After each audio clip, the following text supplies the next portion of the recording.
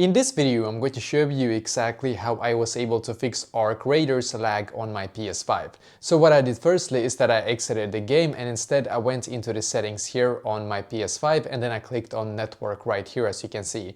And now what I did in here is that I just clicked on settings and then click on set up internet connection right here, as you can see. And now on your Wi-Fi that you're connected to, what you need to do on your PS5 controller is to click on this options button right here. And then what you need to do is to click on advanced settings right here, as you can see. Now on your DNS settings, set this one from automatic to manual instead. And the primary DNS should be 1.1.1.1, as you can see, and the secondary DNS is 1.0.0.1. So do this and then click on OK right here.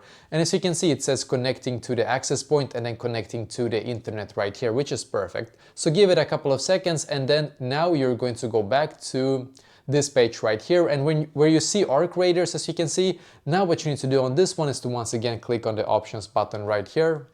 So I'm just going to go into the game, click on the options button and then click on check for update. Make sure that you actually have the latest version of the game as well, and now try once again and hopefully now this is going to be fixed for you.